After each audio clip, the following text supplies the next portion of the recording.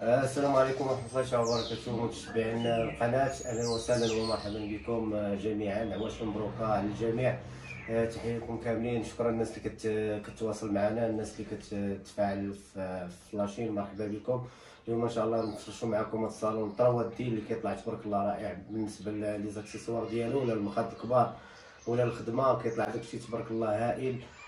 مرحبا بالجميع. نخليكم في جولة الصالون ان شاء الله. باش يطلع لكم هو نقي هذا البروكار هذا طراودي، يعني الموديل اللي كاين دابا الاخر حاليا، لا بالنسبه للشكل ديالو ولا بالنسبه للديكورات. نوريكم كيفاش خدمناه، الطريقه كيفاش خدمناه مع الشكل ديال لي ستور جورينوي حتى هما كيطلعوا تبارك الله زوين. لي بانو هكا الشكل هكا عاوتاني الا بغينا نخدموه هكا تنخدموه.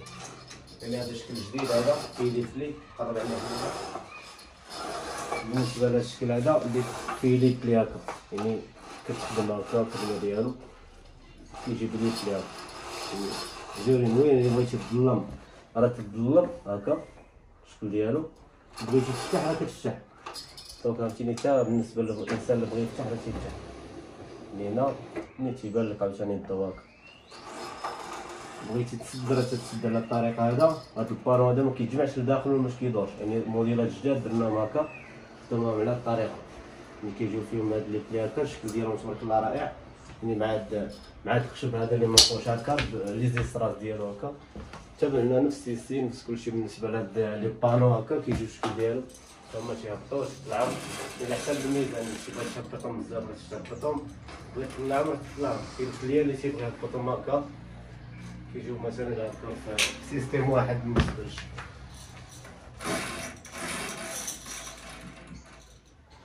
كاين الكليان اللي تيخليهم هكا كيجيو زوينين. المهم متشبعين ديالنا نخليكم ان شاء الله دابا في جوله الصالون ان شاء الله، ومرحبا بكم وتحيه لكم كبيره وعواش مبروكه. ونخليكم في جوله الصالون. دير دوره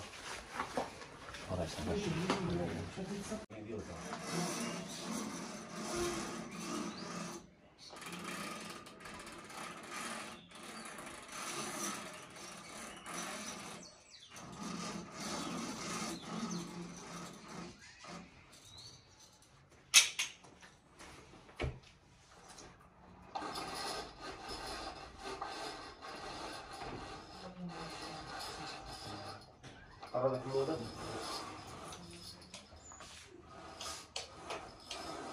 قربت الشكل ديال